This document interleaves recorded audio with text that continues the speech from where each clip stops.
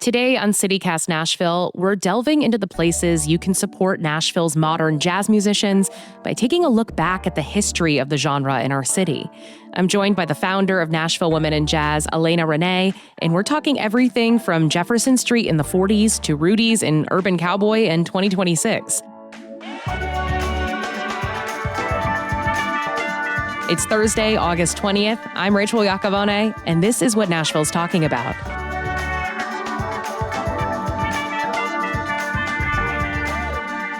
Before we get into today's show, a reminder that we've still got some goodies up for grabs when you become a CityCast Nashville neighbor. Those are the folks who give $10 a month or $100 a year. In return, you get exclusive content, members-only events, and right now, a pretty cool gift. Go to membership.citycast.fm/Nashville to support the show and snag your swag. We've got a limited number of our yellow Nashville pennants left. And as much as I love that they match the vibe of the Nashville SC and Florida Panthers ones I've already got on my wall, my favorite part about them is probably the subhead, "I live here on purpose." Today's convo is a great reminder of that too. So let's get into it. Why do so many people hate jazz? I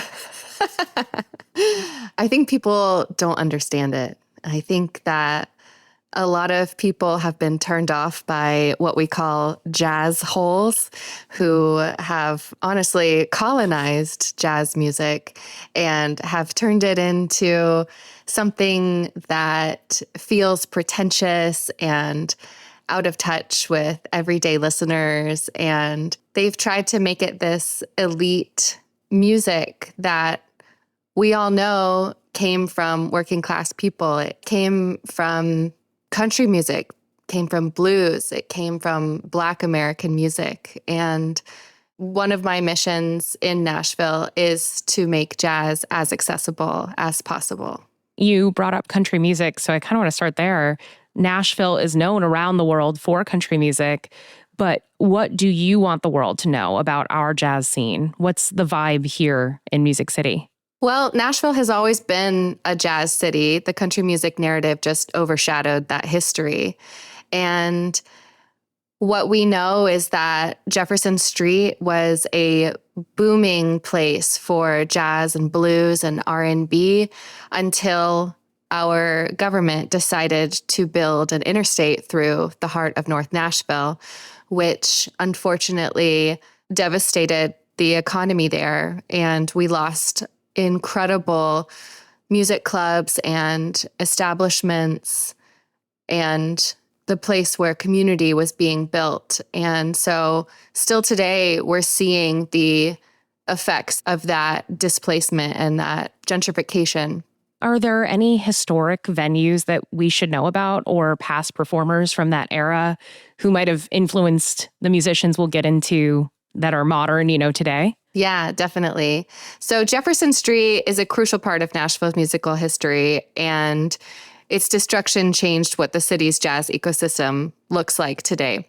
Some of those clubs in the 40s and 60s were Club Del Morocco, Club Baron, Club Stillaway, the New Club Era, the Peacock, Maceo's, and these clubs hosted incredible artists that we all know, such as Etta James, Duke Ellington, Ray Charles, and so many more.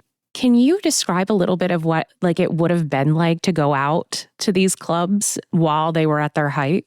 So these clubs were a community hub for locals in the neighborhood. People would walk to these places, and they were surrounding Jefferson Street and located right on Jefferson Street. And you'd see kids trying to get in. They were always multi-generational, and the stages were filled with local legends like Charles Wig Walker, who is still alive today at 84 years old. He played some of those clubs, and today you can find him playing at Acme for the Soul Brunch on the weekends. I can attest for that. It is so much fun, and it does kind of feel like stepping back in time when you're there. But I know we're going to get to some of the more modern options.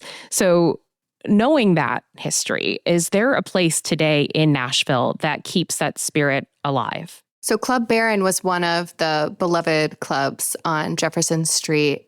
And today it's known as the Elks Lodge, which thankfully it has survived as a building over the years. And preservation efforts are happening now. And hopefully that will be a thriving jazz club in the next couple of years. And there's definitely a few places these days that you can find jazz music. I think the most renowned is Rudy's Jazz Room, which is sort of the only known dedicated jazz room in Nashville. But we also have the Nashville Jazz Workshop, which is an education center, and they have a stage as well. Something else to note is that the Nashville Jazz Workshop started a festival last year in 2025, and we hope that continues to grow in our community. And we hope that it continues to be multi-generational, multiracial, and we hope that it continues to grow. Personally, I've held a residency for Nashville Women in Jazz at Urban Cowboy in East Nashville. They have provided a space where we can go and create jazz in any which way. As you know, jazz is a very fluid genre, so there are many different types of jazz, and we're grateful that Urban Cowboy lets us improvise and create, and you can find that type of music at Rudy's Jazz Room and the Nashville Jazz Workshop as well. Are there any local jazz artists that Nashvillians should know that are performing like right now, maybe even weekly, like you're talking about?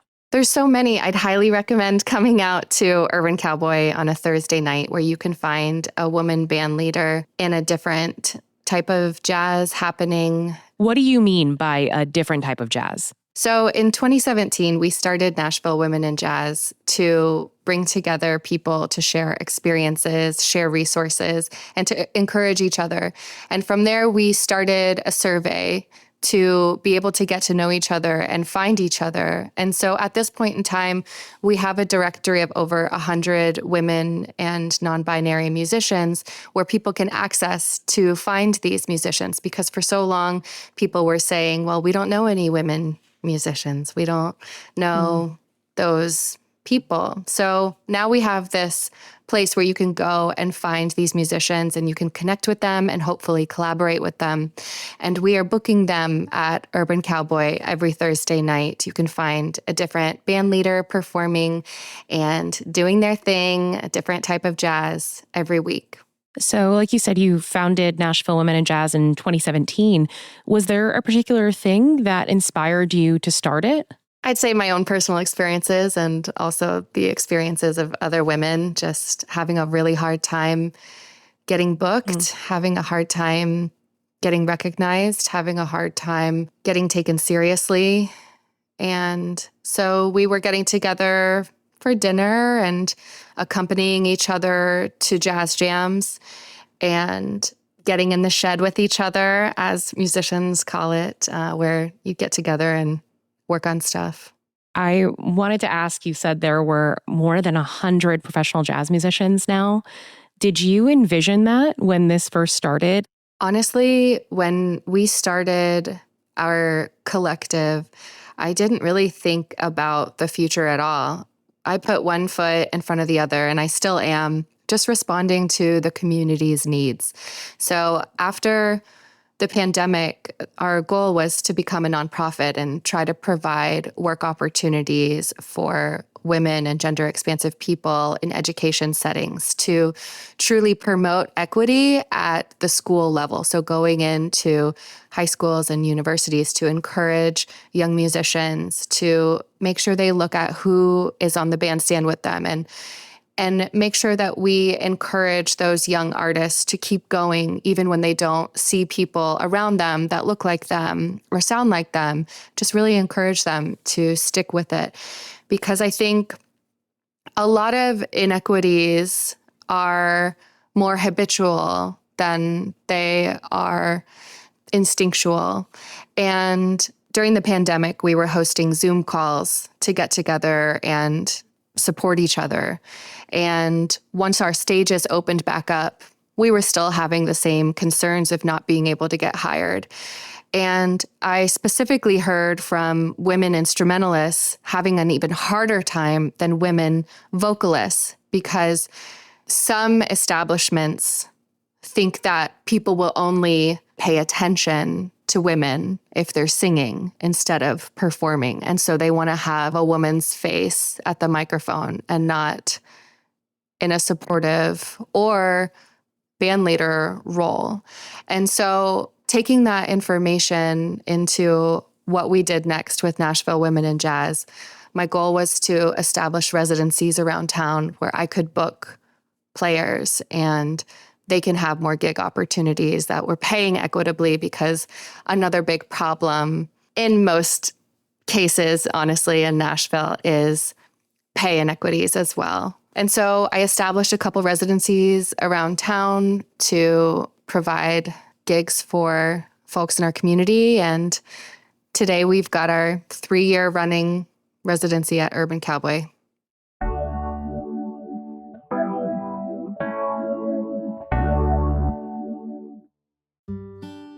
Hey Nashville, make plans to skip the yard work, errands, and patio grill duty on September 19th and 20th and head south to Alabama's beaches for Freedom Fest at the Wharf in Orange Beach. It's a fall weekend with live music in the background, a salty breeze in the air, and plenty of room to settle in and actually enjoy yourself.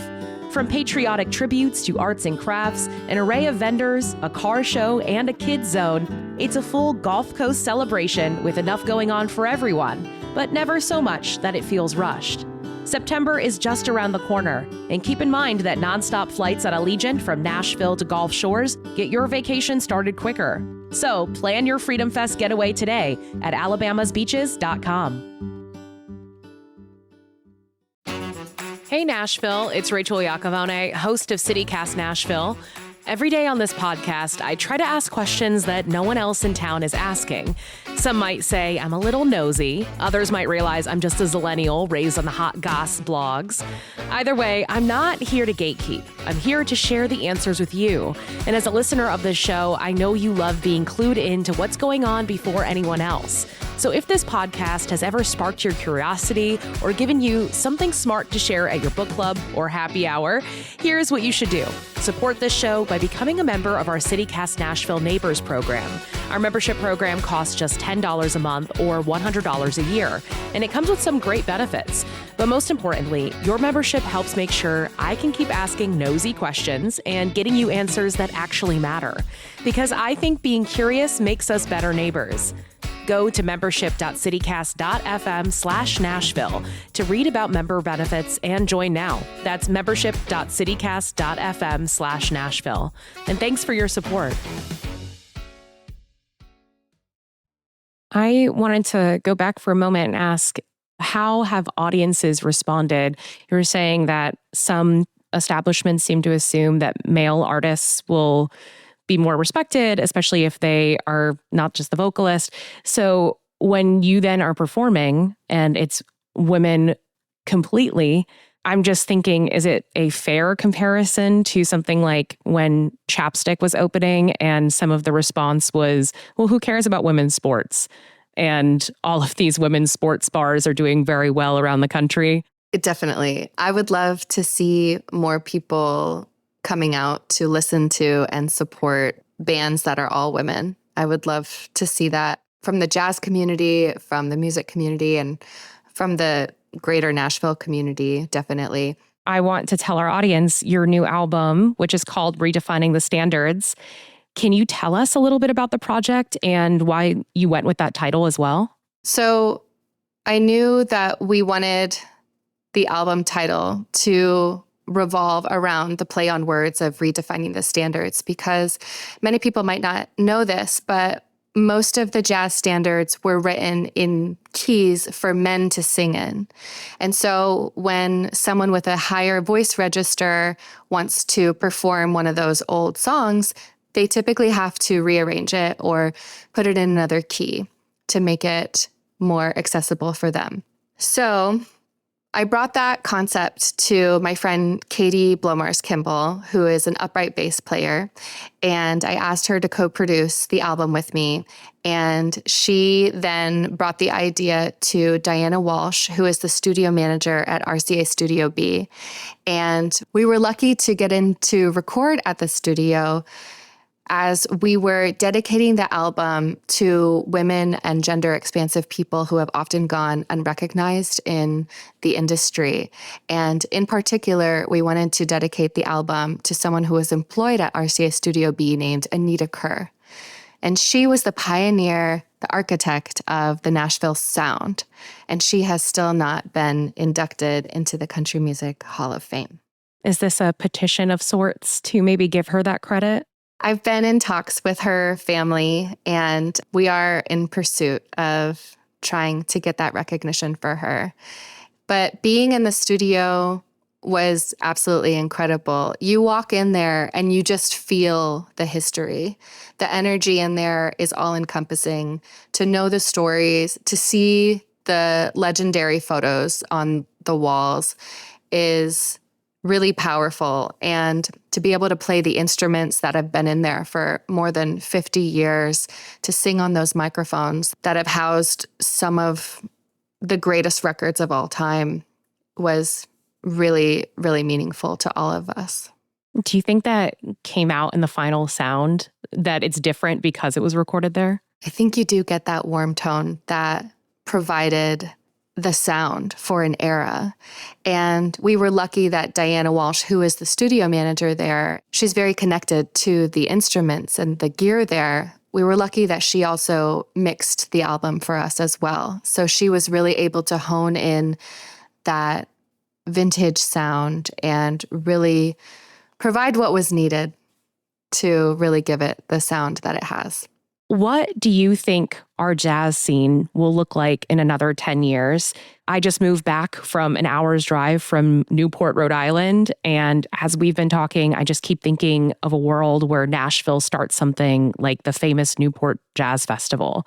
Is that possible here? So in 1994, the Jefferson Street United Merchants Partnership started to revitalize Jefferson Street. And they created the Jefferson Street Jazz and Blues Festival, which ran until 2025. And so what I hope to see in the future is bringing that festival back and making it bigger and better, hopefully with more city funding supporting it. It is really fascinating to think about Jefferson Street when it really was the height of this jazz age. And then, now when I'm driving through there, it's usually a Kaboulan or something that I'm going to the bookstore. So I'm trying to layer those two worlds on top of each other, Yeah, and the North Nashville Arts Coalition is doing a great job in bringing an annual event that provides a place for artists to bring what they do to the community and have the community interact with it. And so we love to see that on Jefferson Street, providing a space for jazz, R&B, visual art, mixed media, and anything you can think of, really. And so they're really doing a lot to revitalize Jefferson Street. Yes, listeners at home, we encourage you to check their 10th annual celebration called the North Nashville Culture Crawl that's coming up on October 24th from 3 to 9 p.m. Are there any other jazz festivals in town or local events jazz lovers can check out? I think a lot of the spirit of Jefferson Street lives on in people's houses, doing house shows and bringing people together through community events, like at the park. I think anywhere that jazz is accessible is really keeping that spirit alive. So I think you can see that at the annual jazz festival that Sharon Key puts on at Fisk University in the summer. And anywhere that you can find jazz is hopefully trying to honor those who came before us. Is there any other place in town you direct jazz lovers to? So on NashvilleJazz.org, which is the website for the Nashville Jazz Workshop, they have a community section where you can find jazz around Nashville that features where you can find jazz throughout the week. And please remind us, where can we see Nashville Women in Jazz?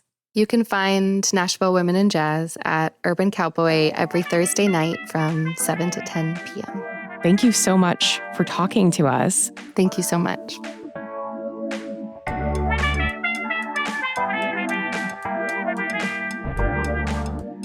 That's all for today here on CityCast Nashville. Best of Nashville voting is open for just a few more days. We would love to have your vote as best podcast. Go to vote.nashvillescene.com and find us in the media and politics category. You've got to vote in 20 categories for it to count, so be sure to spread the love. And don't forget, you can support this show and get great perks by becoming a CityCast Nashville neighbor at membership.citycast.fm. If you enjoy the show, why not tell your friends? Rate the show, leave us a review, and subscribe to our CityCast Nashville newsletter. We'll be back tomorrow morning with more news from around the city. Pa'lante!